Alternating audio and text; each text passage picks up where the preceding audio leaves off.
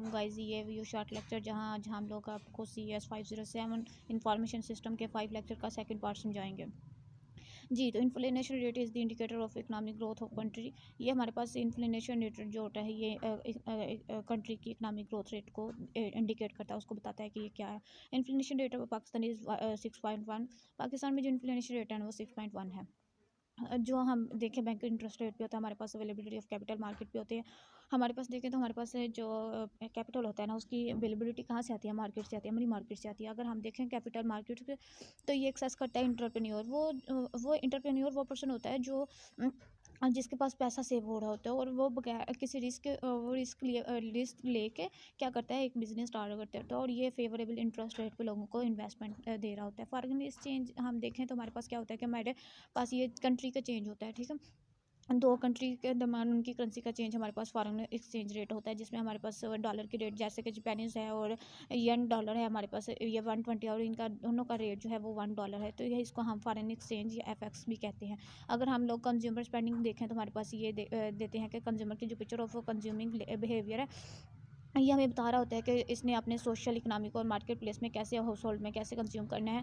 Consumer का जो behaviour होता है ये भी हमें बता रहा होता है कि इसने किस जगह पे अपना डिसीजन लिया है स्पेंड करने के लिए। और हमें ये भी बता रहा होता है कि जो लोग हैं वो अगर किसी कंपनी की प्रोडक्ट में बाइकआउट कर दें तो फिर उसमें कंज्यूमर के इफेक्टिव क्या होता है और ओपिनियन वो क्या महसूस कर रहा होता है। और जब कंज्यूमर जो है वो बाइकआउट कर देता है तो जो कंपनी होती है उसके सोशल, उसका बिजनेस बिहेवियर पे क्या इफेक्ट होता है, इसको देखा जाता है।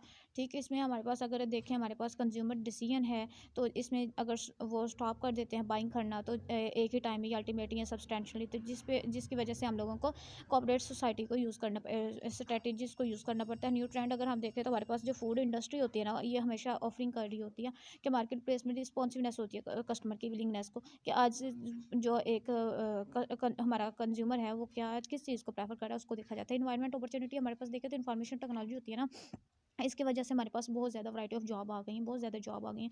इससे जो हमारे पास फील्ड जा रही है, एरा जा रहा है, तो ये information technology her life of field में हमारे पास इस्तेमाल होती है, लाइक बैंकिंग में, मेडिसिन में, लेबॉर्ट्रीज में, टेक्सटाइल में, scientific research, east and social देखें तो हमारे पास चेंजिंग डेमोग्राफी आती है जिसमें हमारे पास सोशल नीड्स होती है और जिसमें हमारे पास इम्पैक्टिंग ये हमारे पास बिजनेस वर्ल्ड को इम्पैक्ट कर रहा होता है। जो हमारे पास देखें तो हमारे पास कॉपरेशन होती है जिसमें हमने अपने जो प्री डेटिंग हमारे पास इश्यूज़ होते हैं उनको बताना होता है और उनके मुताबिक हमारे पास नीड होती है और हमें रिक्वायरमेंट होती है कि हम मार्केट में अपनी पोजीशन को बना सकें। अगर हम इंटरनेशनलाइजेशन काम करें तो हमारे पे प्रेशर होता है कि हमने उसका कल्चर, कस्टमर प्रैक्टिसेस को देखना होता है ताकि हम लोग अपने बिजनेस को कंडक्ट करते हुए देख सकें। हमारे पास कंपनी जो होती है टुडे, हमारे पास जो एम्प्लॉय होते हैं ना, इनका भी अवेयर किया जाता है कि ये इनकी सोशल नीड, इन्वायरमेंट के बिहेवियर, उनके चिल्ड्रन के हिसाब से जो लोग होते हैं आजकल बहुत ज़्यादा अवेयर हो चुके हैं। अब उन्हें पता है कि बच्चों को क्लीन कैसे देनी है, उनका रवैया कैसे रखना, उनकी हेल्थ कैसे होनी है। ये सारा जो चीज़ें हैं ये वर्क आवर पे डिपेंड करती हैं। दूसरा हम देखें तो नेशनल इंटरेस्ट हमारे पास देखें और कल्चर का देखें तो हमारे पास जो है ये ऑफरिंग करता है कि प्रोडक्ट और सर्विसेज जो होती है ना ये नेचुरल रिसोर्सेज पे ज़्यादा क्या करती हैं।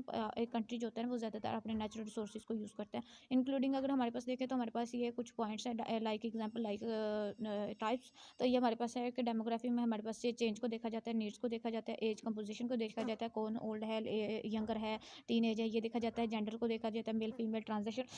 ऑक्यूपेशन को देखा जाता है कि जॉब क्या है, अनएम्प्लॉय है, एम्प्लॉयड है, ये देखा जाता है। सोशल नॉर्म्स को देखा जाता है, चेंजिंग एटीट्यूड्स को देखा जाता है, परसेप्शन को देखा जाता है, life style, prosperity, availability of orange, इसको देखा जाता है। अगर हम टेक्नोलॉजी की बात करें तो हमारे पास ये मोस्ट ऑफ लिविंग है जिसमें हमारे पास जो हर जगह टेक्नोलॉजी का सेक्टर यूज़ हो रहा है। जहाँ हमारे पास देखें तो इंटरनेट, हमारी हर चीज़ को इंटरनेट ने एक्सेस कर लिया, जैसे वर्ल्ड वाइड वेब हर एडवांस टेक्नोलॉजी है जिसने हमारे बिजनेस की ही हालत को बदल के रख दिया। अगर हम देखें तो हमारे पास कुछ ये टाइप्स हैं जिसमें हमारे पास हमने प्रोड्यूस करना है, टू प्रोड्यूस डिज़ायर प्रोडक्ट, हमने वो चीज़ें प्रोड्यूस करनी है जो हमारा कंज्यूमर चाह रहा है। हमने देखना है कि हमारी जो स्टे मार्केट है, हमने अपनी मार्केट में स्टे करने के लिए वो चीज़ें प्रोड्यूस करनी है जो हमारे कंज्यूमर की ख्वाहिश है।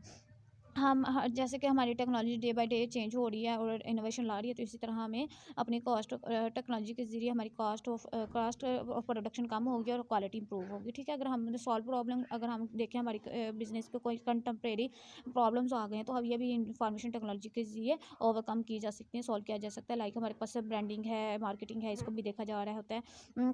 प्रोडक्ट की क्वालिटी आ रही है, ठीक है, इसको भी देखा जा रहा है। ये सारा कुछ हम लोग सॉल्विंग में देखते हैं। ऑर्गेनाइजेशन के इंटरनल एक्सटर्नल इशू को भी हम इधर ही सॉल्व करते हैं। अगर फुलफिल नीड्स देखें तो हमारे पास फुलफिल नीड में क्या होता है कि इन्फॉर्मेशन सिस्टम होता है, इसमें नीड को फुलफिल किया जाता है बिजनेस की। और हम देखें ऑर्गेनाइजेशन में तो इसमें इन्फॉर्मेशन की जो कस्टमर प्रोडक्ट मार्केट ट्रेंड, ये सारा कुछ हम इसी में देखते हैं, जिसमें मैन्युफैक्चरिंग होती है, प्रोडक्ट होती है, प्रोडक्ट की मार्केटिंग होती है, उसकी इन्फॉर्मेशन, उसका पेरोल, ये सारा कुछ हम इस फुल नीड में देखते हैं। इसमें इन्फॉर्मेशन टेक्नोलॉजी में हम देखते हैं कि हमने जब एक प्रोडक्ट हमने लॉन्च करना है तो उसका क्या हमें मैक्सिमाइज प्रॉफिट मिलेगा, ज़्यादा से ज़्यादा मुनाफा होगा, इस चीज़ को देखा जाता है।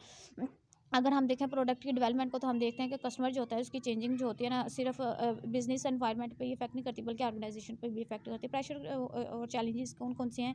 एक ऑर्गेनाइजेशन को सिस्टम के साथ काम करते हुए हमारे पास कुछ से चैलेंजेस आते हैं, जिसमें हमारे पास competitive for production of cheaper, हमें हमें कंपटीशन होता है कि हमने जब प्रोडक्शन करनी है तो हमारे पास ये चीपर वैल्यूज़ हों।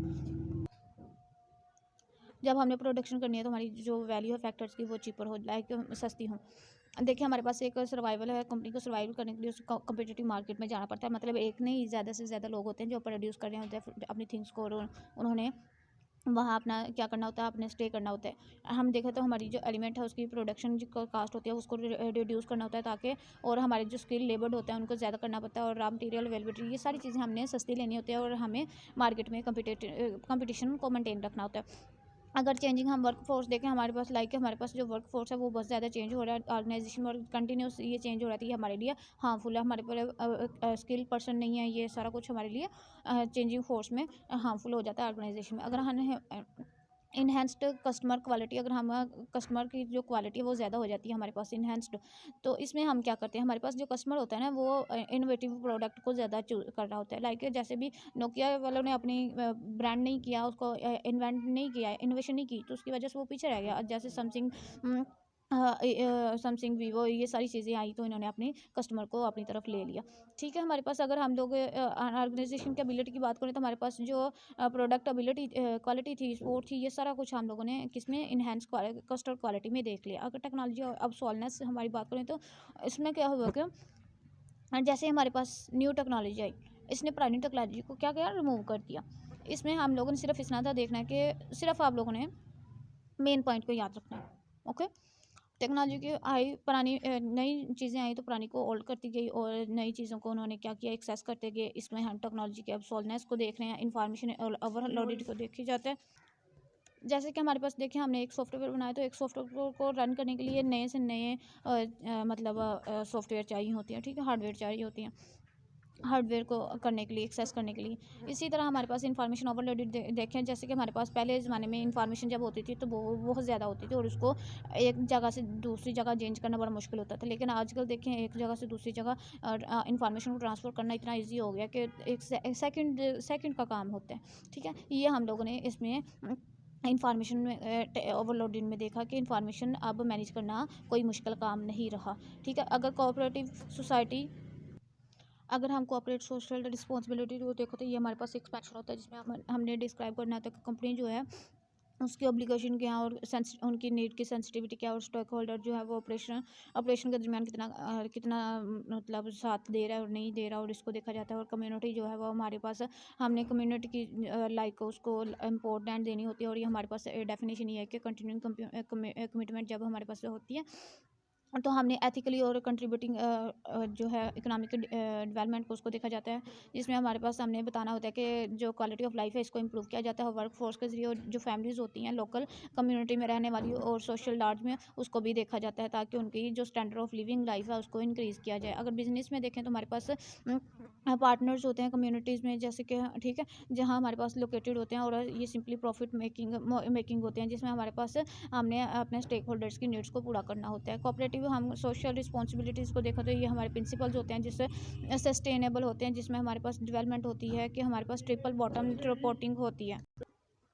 अगर हम ट्रिपल बॉटम लाइन रिपोर्टिंग को देखें तो हमारे पास ये जो है वो सिर्फ फाइनेंशियली रिजल्ट को नहीं, बल्कि सोशल और इन्वायरमेंट के जरिए भी ये बिजनेस को इम्पैक्ट कर रही होती है। अगर हम SCR की बात करें तो हमारे पास ये इंडिपेंडेंट होती है और ये डायरेक्टली भी अपने बोर्ड को क्या कर सकती है, रिपोर्ट कर सकती है और बता सकती है कि ये कौन सा पार्ट जो है बिजनेस के इन्वायरमेंट को और ह्यूमन रिसोर्स डिपार्टमेंट को अफेक्ट कर रहा है। एथिक्स से देखें तो हमारे पास एथिक्स जो है कॉर्पोरेट और बिजनेस एथिक्स में इसमें अटेन किया जाता है। ये हमारे पास वाइटल इंपॉर्टेंस होती है, इसकी बहुत ज़्यादा अहमियत है आज के दौर में।